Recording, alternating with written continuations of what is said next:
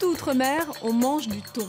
C'est le poisson sauvage le plus consommé au monde. J'ai un grand chef qui me regarde faire de la cuisine maison. Je vois bien, non?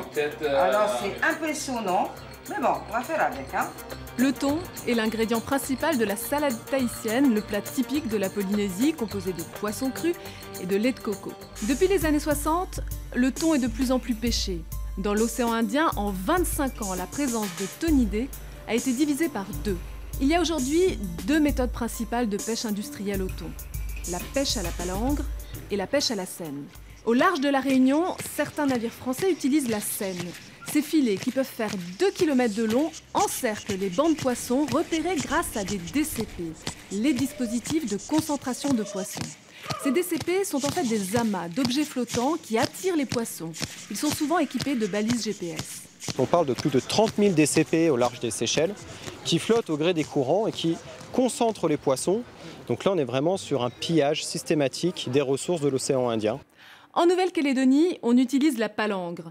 Il s'agit d'une ligne de plusieurs kilomètres munie de centaines d'hameçons que les marins disposent au fur et à mesure. Fatigué bord des sauvages, arrêterait bien son voyage. Le travail de palangrier, c'est un métier qui est dur. Il y a beaucoup de monde là qui viennent ici, ils n'arrivent pas à tenir le coup. Le thon alimente la pêche industrielle, un peu moins les petits pêcheurs. Exemple à Mayotte. Les thoniers pêchent nos ressources ici. Un thonier espagnol, il pêche à peu près 6 000 tonnes. Ça fait 6 millions d'euros. 6 millions d'euros, ils vont où? Il n'y a aucun retombé sur Mayotte. La Polynésie possède une immense zone de pêche avec ses 5,5 millions de kilomètres carrés. Cette richesse, un entrepreneur polynésien a décidé de l'exploiter.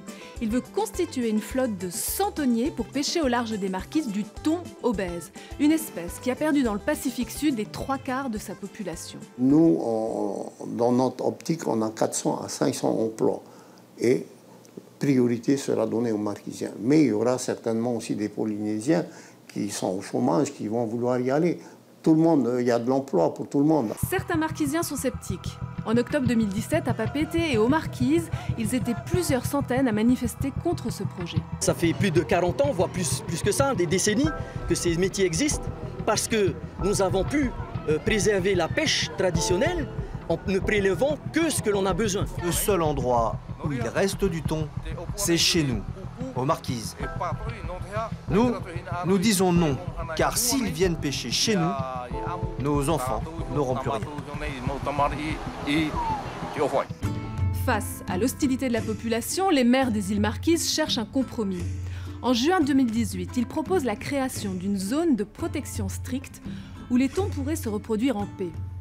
Les Marquisiens espèrent ainsi manger du thon pour longtemps.